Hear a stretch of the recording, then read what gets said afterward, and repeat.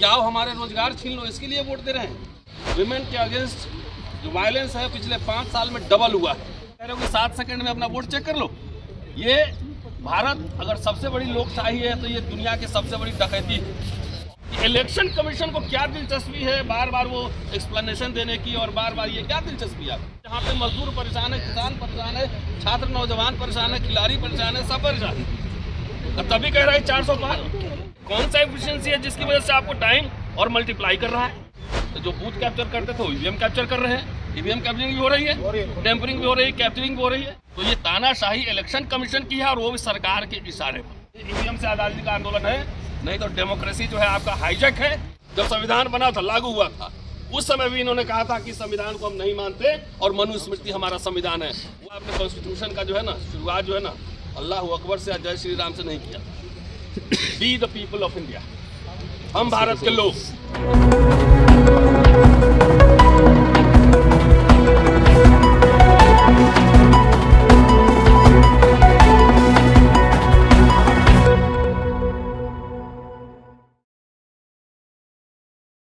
कल Indian express का एक रिपोर्ट, और आप जाके देख सकते हैं, survey of education 2023, most rural kids between 14 to 18 cannot do class 3 maths. 25% can't read. 56.7% teens could not do simple division. ये सर्वे है, ये पूरे सरकारी सर्वे ऑफ एजुकेशन 2023। ये विश्व गुरु का दावा हो रहा है, और इसकी हालत है। क्या लोग इनको वोट दे रहे हैं कि आओ मेरे बच्चों को निरक्षर बनाओ? इसके लिए वोट दे रहे हैं लोग। क्या आओ हमारे रोजगार छीन लो इसके लिए वोट दे रहे हैं? सारे आंकड़े आ रहे हैं। गुजरात में विमेन के अगेंस्ट जो वायलेंस है पिछले 5 साल में डबल हुआ है, इसलिए लोग वोट दे रहे हैं कि आओ मुझे पीटो। सीधा और सीधा ये इसलिए कह रहा हूँ कि ये बात नहीं है कि इलेक्शन कमीशन अपना काम नहीं कर रहा है। इलेक्शन कमीशन अपना काम कर रहा है। जैसे आप ईवीएम डाल के वीडियो डालते हैं, नीचे आ जाता है इलेक्शन कमीशन का नोटिस आ जाता है। ये सब कुछ ठीक ठाक है। तो सब कुछ ठीक ठाक है तो आपको एक्सप्लेनेशन देने की क्या जरूरत? भाई साहब, मैं हिस्ट्री पढ़ाता हूँ, अब हमसे कहो कि ईवीएम हैक करके दिखाओ तो मैं तो नहीं दिखा सकता। जिसकी बंदरी वही नचावे। अगर इलेक्शन कमिश्नर जो है अगर वो हिस्ट्री पढ़े होंगे, या मैकेनिकल इंजीनियर नहीं होंगे, मोटर के इंजीनियर नहीं होंगे, और उनको ये कहें कि आप कार का इंजन खोल के उसको फिर से फिट कर दो, कर देंगे? नहीं कर पाएंगे ना। तो सवाल ये है कि सब जब इतनी आवाजें उठ रही, देश भर में आवाजें उठ रही कि भाई ईवीएम से नहीं, ईवीएम किसी भी फॉर्म में टेक्निकल चीज से कहीं भी कोई भी मैनिपुलेशन हो सकता है। अभी आप ईवीएम कर रहे हैं, वीवीपैट कर रहे हैं। अभी राजेंद्र पाल गौतम साहब 3 स्टेज समझा रहे थे कि भाई जो पोल डाला और तमाम तरह के मैं नहीं समझता, मैं नहीं समझ पाता। तो जहां पर मोदी साहब खुद कह रहे हैं कि भाई पहले 80 करोड़ लोगों को 5 किलो देते थे, अब प्रमोशन हो गया, शायद 81 या 83 करोड़ हो गए। जहां पे एजुकेशन की ये हालत है, जहां मैं बैठ के कह रहा हूं कि मैं टेक्निकल बातें नहीं समझ सकता, तो वहां पर जो 40% से ज्यादा बिलो पॉवर्टी लाइन पॉपुलेशन है, जहां पे लिटरेसी का रेट इतना खराब है, एजुकेशन के आंकड़े मैं ही बता रहा हूं, वहां पे टिंटेड एकदम डार्क वाला आप लगा के मशीन में डार्क वाला लगा के कह रहे हो कि 7 सेकंड में अपना वोट चेक कर लो। ये भारत अगर सबसे बड़ी लोकशाही है तो ये दुनिया की सबसे बड़ी डकैती है। और मैं तो सीधा और सीधा पहले इलेक्शन कमीशन संवैधानिक संस्था है, संवैधानिक संस्था को संवैधानिक तरीके से काम करना चाहिए। इलेक्शन कमीशन को क्या दिलचस्पी है बार बार वो एक्सप्लेनेशन देने की, और बार बार ये क्या दिलचस्पी है? साथियों, सीधा और सीधा हेराफेरी है। और नहीं तो कोई दुनिया की कोई ऐसी सरकार इतना कॉन्फिडेंट नहीं हो सकती है जहां पे मजदूर परेशान है, किसान परेशान है, छात्र नौजवान परेशान है, खिलाड़ी परेशान है, सब परेशान है। तभी कह रहा है 400 पार। तो इलेक्शन कमीशन की एक मर्यादा होती है। जब टीएन सेशन थे तो उस समय लगा कि इलेक्शन कमीशन कोई संस्था है, लेकिन आज तो ये लग रहा है कि सरकार के बिहाफ पे इलेक्शन कमीशन खुद ही काम कर रहा है। इलेक्शन कमीशन को ही चुनाव लड़ना है, ऐसा लग रहा है। साथियों, किसी भी कीमत पर। और देश में जितने बहुत सारे जगह से फोन हमें सब लोगों को आ रहे हैं। एक एक्शन प्रोग्राम आपका इन्होंने बता ही दिया है कि जितने सारे लोग इसमें आना चाहते हैं इस मोर्चे से जुड़े। और ये मैं एक बात और मैं कहना चाहता हूं कि अपनी स्वायत्ता भी रखें, अपने संगठन का झंडा बैनर लगाएं। जो यहाँ से एक ड्राफ्ट तैयार करके दिया जा रहा है, जो गूगल फॉर्म और ज्ञापन, उसको अपने संगठन की ओर से भी भरें।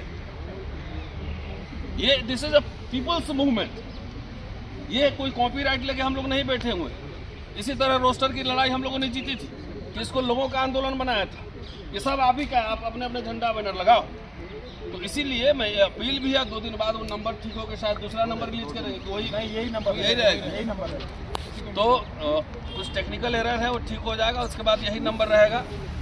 ये साथियों, इसलिए हर कीमत पर भाई सिंपल आप 3-4 स्टेज बता रहे हो, सिंपल मुझे पन्ना दो, मुझे उसमें दिख जाएगा कि कहाँ साइकिल है, कहाँ हाथी है, कहाँ हाथ है, मुहर मारेंगे, डब्बे में डालेंगे। इतनी सिंपल प्रक्रिया को आप इतना कॉम्प्लिकेट कर रहे हो।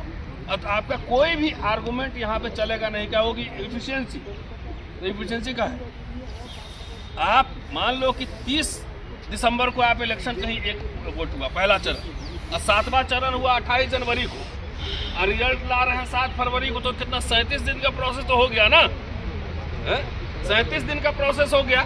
तो 37 दिन में आपका टाइम कहाँ बच रहा है? पहले तो हम लोग बचपन में देखते थे, बैलेट पेपर से होता था और पूरे स्कूल के कैंपस में, ग्राउंड में टेंट लगता था और 2 दिन में पूरी काउंटिंग हो जाती थी, 2 दिन में हो जाती थी। ये कौन सा एफिशिएंसी है जिसकी वजह से आपको टाइम और मल्टीप्लाई कर रहा है? आप कहोगे कि भाई बूथ कैप्चरिंग होता था, तो जो बूथ कैप्चर करते थे वो ईवीएम कैप्चर कर रहे हैं। ईवीएम कैप्चरिंग भी हो रही है, टेम्परिंग भी हो रही है, कैप्चरिंग भी हो रही है। भाई 77 में या 80 में या 85 में इतना टेक्नोलॉजी एफिशिएंट नहीं था ना, इतना हाई टेक वेपन नहीं था, सर्विलांस नहीं था, कैमरा नहीं था, कुछ नहीं था। अब आपको एक ही दिन में 2 चरण में पूरे देश में चुनाव हो सकता है। 2 चरण में इतने फोर्सेज हैं, पहले पैरामिलिट्री फोर्सेज हैं, 2 चरण में हो सकता है।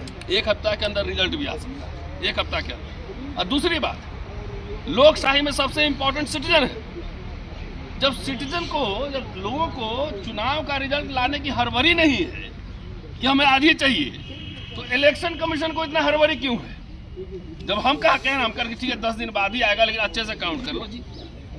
जब लोगों ने कहीं मेमोरेंडम दिया है कि हम लोग को हड़बड़ी है कि आज काउंट करके बताओ, तो ये तानाशाही इलेक्शन कमीशन की है, और वो भी सरकार के इशारे पर। सरकार के इशारे पे कोई इनका आर्गुमेंट चल नहीं रहा है, न टाइम बच रहा है, न पैसा बच रहा है। इतने मशीन पे मशीन बने जा रहे हैं और लाखों इंजीनियर इसमें इन्वॉल्व होते हैं, 543 नहीं, हजारों की संख्या में इन्वॉल्व होंगे। So let's make it a people's movement. EVM का विरोध हर मोर्चे पर होगा। अभी कार्यक्रम सब लगा है। इसके अलावा पॉलिटिकल पार्टी से भी हम लोग अनुरोध कर रहे हैं कि वो अपने मैनिफेस्टो में डालें और चुनावी मुद्दा इसको बनाए। ये जन आंदोलन है, ये आज़ादी के बाद ये दूसरा आज़ादी, ये ईवीएम से आज़ादी का आंदोलन है। नहीं तो डेमोक्रेसी जो है आपका हाईजैक है। आपको आपकी वोट की जरूरत नहीं है, मशीन से वोट ले लेगा, सरकार बना लेगा, आप जनता की कुटाई भी करेगा। इसलिए अपने हकूक, जिस ड्रीम के साथ डॉक्टर अंबेडकर, कॉन्स्टिट्यूएंट असेंबली के लोग, जवाहरलाल नेहरू, तमाम ऐसे लोग ने एक पार्लियामेंट्री डेमोक्रेसी की कल्पना की थी, उसको जिंदा रखने के लिए हमें आंदोलन लड़ना पड़ेगा। मैं आपको ये भी याद दिलवा दूं कि इनका जो पेरेंट ऑर्गेनाइजेशन है आरएसएस, उस समय भी जब संविधान सभा बनी थी, जब संविधान बना था, लागू हुआ था, उस समय भी इन्होंने कहा था कि संविधान को हम नहीं मानते और मनुस्मृति हमारा संविधान है। वही लोग आज हुकूमत में हैं, वही लोग हुकूमत में हैं। पेगासस कहाँ गया? तो इसलिए दुनिया में जब सारी संस्थाएं तानाशाह हो जाए, पंगु हो जाए, तो बाबा साहब ने कॉन्स्टिट्यूशन का जो है ना, शुरुआत जो है ना, अल्लाह अकबर से, जय श्री राम से नहीं किया। Be the people of India, हम भारत के लोग। तो समझिए कि आपकी हकमारी हो रही है, आपके सारे राइट्स जा रहे हैं, तो हम भारत के लोग आओ संवैधानिक तरीके से सड़क पे लड़ेंगे, सड़क पे आंदोलन करेंगे। शुक्रिया, थैंक यू।